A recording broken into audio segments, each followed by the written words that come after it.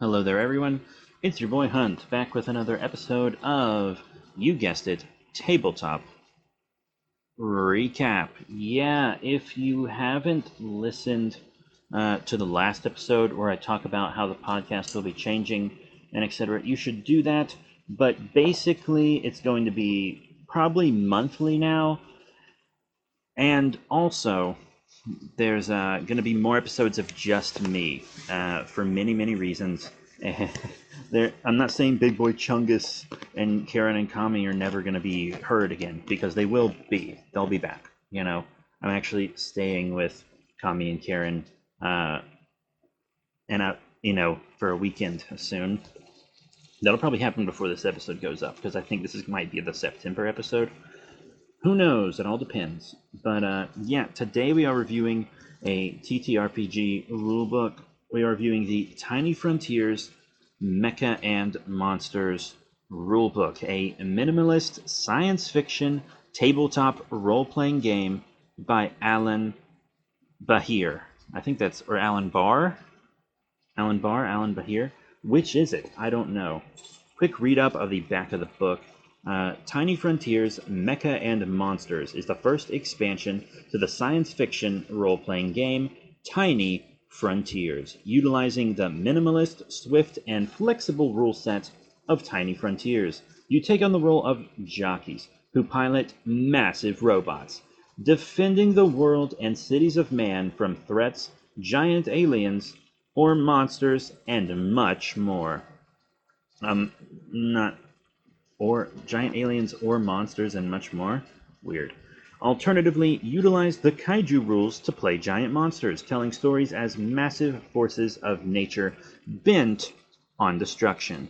This book contains numerous micro settings, small evocative settings designed by industry veterans, fiction authors, and top-level talent. Micro settings allow you to get right into the thick of the gaming with minimal prep and loads of fun. You can play without Tiny Frontiers, but adding Tiny Frontiers to your game dramatically expands your options and the stories you can tell.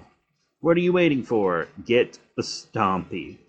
Yeah, it's from Nocturnal, and it's got the tiny D6 system, etc. There is there are some credits in the front. A Gallant Knight Games production in association with Nocturnal Media, directed by Alan Barr. Tiny Frontiers, Mecha and Monsters, starring, which is odd, use of the word starring, Marie Brennan, Robert Hinton, Steve Diamond, Bob Wayland, Elizabeth Campredigbal. Casting? By Alan Barr, executive producer Aaron Barr, special effects by Special Effects? I don't know why it's using this movie terminology. By Drew Wendell. Additional casting, Monjoni Osso, Diana Gunn. Some of these names are cut off by the binding. I can't see, because Robert Hinton, that's not their last name. Maybe it's Benton, because it's cut off. And Veers, your first name is cut off. I can't read it. So, Darren Pierce, David Annadale, Richard Affery, Nick Sharps, Jonathan M. Thompson, John Kennedy, and with Stuart Week. That's that. And it's dedicated to Zachary Hill as well. But yeah, that's the credits. You can get this book either as a hardcover copy, a paperback copy, or you can get the digital copy. I have a hardcover, just because it was kind of thick and I wasn't sure a paperback would hold up that well. It's got an introduction, and then different chapters. There's a how to play chapter, and it's very simple and quick to learn how to play. You only need D6s, which you can get easily. You can just take them out of another board game, so you don't have to go buy a full set of dice. If you just have D6s in some other game, you can just play this, which is cool. It's cool that you only need D6s, which is, a type of die that a lot of people might have around. You can learn to play this very quickly. It's super easy. This isn't a review of the game, so I'm not going to really tell you how to play. But you know, it is a review of the book, not the game. But it is easy to understand, or easy enough to understand. And then chapter 2 is about creating your jockey, which is your pilot, and also your mecha, just how to make those. Chapter 3 is how to make kaiju, which is mostly for the GM, but also you can play as kaiju if you fiddle with it a bit. Chapter 4 is about the game master, their duties and whatnot. Chapter 5 is about the enemies. Chapter 6, outriders, combiners, and transforming mecha and kaiju. So just kind of like kind of classes and stuff. Chapter 7, the devastation gauge, and city creation. So not a lot of chapters. The book is actually mostly micro settings. There are a ton. In fact, there's 1, 2, 3, 4, 5, 6, 7, 8, 9, 10, 11, 12, 13, 14, 15, 16, 17, 18, 19 micro settings. And what these micro settings are, they're worlds. They're just worlds that you can set your games in. They're the settings and backdrops for your game, so you don't have to create one. Some are kind of generic kaiju and mecha stuff, and then some are actually really, really cool and creative and interesting. And everything's laid out in the book in a way that's very easy to understand. The whole point of this TTRPG system is so that you don't have to spend a lot of time learning it. You can learn it right before you play, even.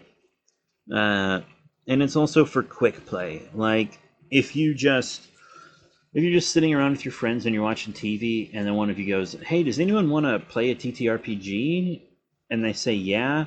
You can just hop into it. That's the whole point of the Tiny Frontiers and the D6 system, right? That's the whole point. You can just get up and go play a game, and the DM can improv a bunch of stuff, or GM, I suppose, and you don't have to worry about prepping for a week beforehand. The GM can just start. It's just an RPG system you can play on a whim, which is a very cool and unique idea. I do want to talk about the art in the book. I got a lot to say about the art. It's really good art. All the art is very high quality. The front cover is an Optimus Prime looking mecha punching kind of a Godzilla, Bemular looking kaiju shooting a beam out of its mouth. And it's very cool. And the back of the book has a mech that looks like Striker Eureka from Pacific Rim.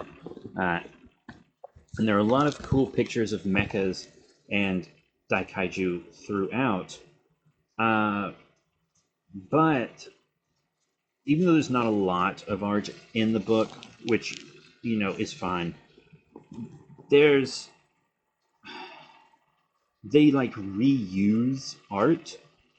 There are many pages that has the same art as another page, and that's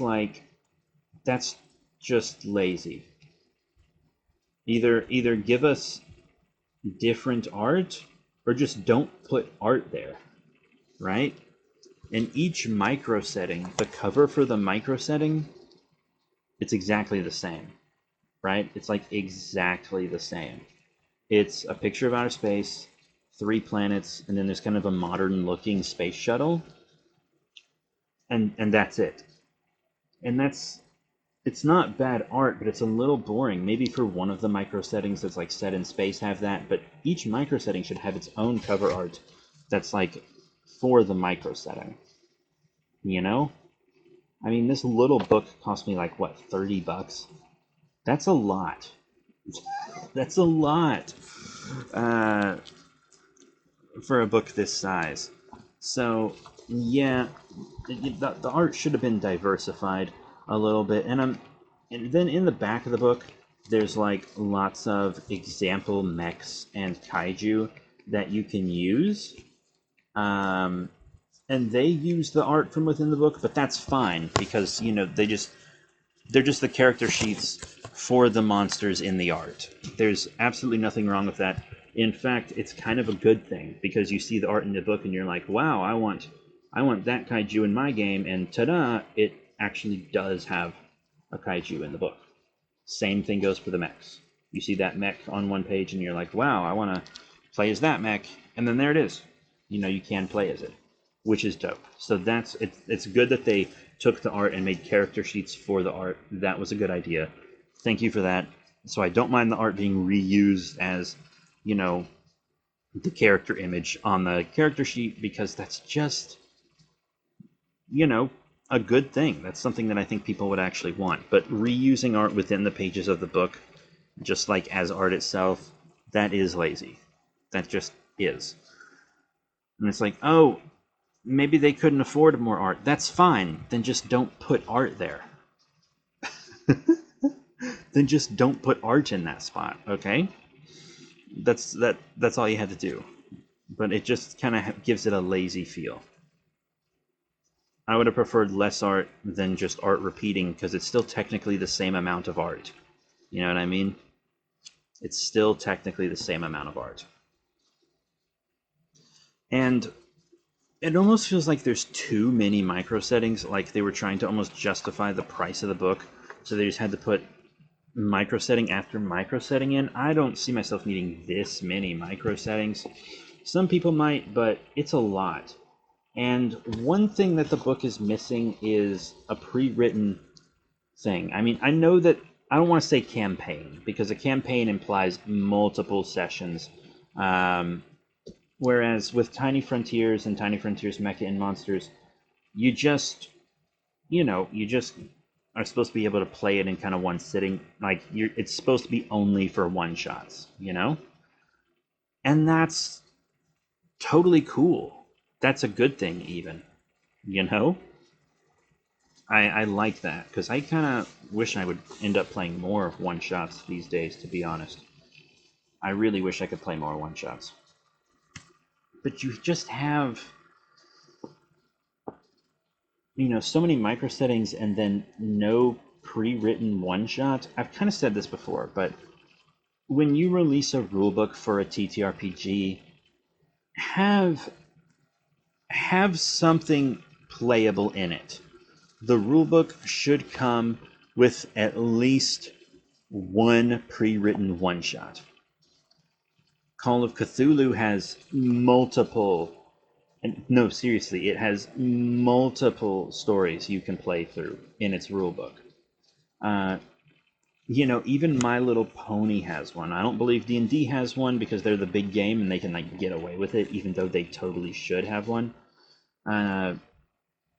But I mean, starter sets for D&D have it, at least. The Stranger Things one had one. The Essentials kit and starter set for 5e. The Rick and Morty one, which we have played through and reviewed and everything on here. It's just a lot of stuff in the book, but then nothing. It's just too many micro sessions. What I would have done is have one of the writers that did a micro session, I said micro session, micro setting. Just instead of having them do a micro setting, you should have just had them do a pre-written one-shot. Because what if someone gets this because it's their first TTRPG, and it's all their friends' first TTRPG, and it's their first time GMing, and they have to write a homebrew their first time GMing? Because this seems like it's very obviously it's got a heavy emphasis on new players, I feel like, right? But there's no one-shot that they can run. I mean, that would really help a new GM, and this seems kind of good for new players, but not good for new GMs. Let me explain that, because they're easy rules that both players and GMs can learn, but it almost seems like this game is supposed to rely heavily on GM improvisation. But if it's for new TTRPG people, you don't want the GM to rely on improvisation. You know what I mean? So it's once again, the whole point of the game is to just be able to play a TTRPG on a whim, simple, one shot where you don't have to do a lot of prep and stuff. But that means the GM has to do a lot of improvisation. So it's maybe not the best for new GMs, specifically because it doesn't include a pre-written adventure, and it really, really should. All TTRPG rulebooks, or TRPG rulebooks, or just RPG, they should include something pre-written, at least a pre-written one-shot, right? At least a pre-written one-shot. The My Little Pony one has a whole campaign in it, and the My Little Pony campaigns are designed to not be as long, I feel like. But still, it has an entire campaign. I mean, wow. Call of Cthulhu has multiple stories you can play in 7e, and then this has nothing. That's bad. That's bad. All that being said, though, this game is a great idea. A mecha... There are other mecha TTRPGs, I believe, but I don't... off the top, I can't think of any other kaiju ones, though. So if you're a kaiju fan that loves TTRPGs, get this. That's why I got it. I'm a huge kaiju buff. Kaiju are my life. My favorite franchise of all time, Godzilla. Some of my favorite shows are like Ultraman and Gamma 3, Shin Godzilla, Godzilla, Mothra, King Ghidorah, Giant Monsters All Out Attack. Those are some of my favorite movies of all time. Love me some kaiju. It's basically Pacific Rim, the TTRPG. It's super fun, super dope, and super easy to learn. But the book could just be a little better. It feels pricey for what it is. Just for the size, it feels pricey. The amount of people that work on it, I guess it's not pricey for that, but it feels pricey for the size. Lots of reused art, which is lazy. Even though all the art is high quality, having it reused is a little, And I would say there's too many micro settings, and it's completely lacking any pre-written adventures. I mean, the book is almost entirely micro settings. Most of the book, like 90%, is micro settings. And that's not like a calculated percentage, but still, that's a lot. You're mostly paying for micro settings. This cost me $30. And most of that money's just for micro settings. Maybe $5 of that was actually for the rules. So I'd maybe kind of recommend the digital one, specifically for that reason, because wow, this was... I feel pricey for what it is, and that is a bit of a drawback. But if you're new players and you like kaiju and mechs, and while the book itself is expensive, it's less expensive in the long run because it doesn't have official minis or anything. You buy this, and that's pretty much it. They even made it so you don't have to buy the original Tiny Frontiers, which was a really good and cool move. You don't have to buy the original Tiny Frontiers. That's probably one of the best things about this is it's technically an expansion, but it doesn't have to be. It can be its own game. And that's actually a really, really cool thing that they did. But if you want to bring more space stuff into it, I suppose, then you should maybe get Tiny Frontiers. But you can play it without it. And I think that's one of the coolest things they did for this book and this system. So yeah, that is it for the Tiny Frontiers Mecha and Monsters TTRPG rulebook review. Thank you all very much for your support. I hope you don't mind it being monthly now. That's just what we're gonna have to do. And if you want to learn more about that, definitely listen to the previous episode. But that's it. Thank you all once again, and I'll see you all next time.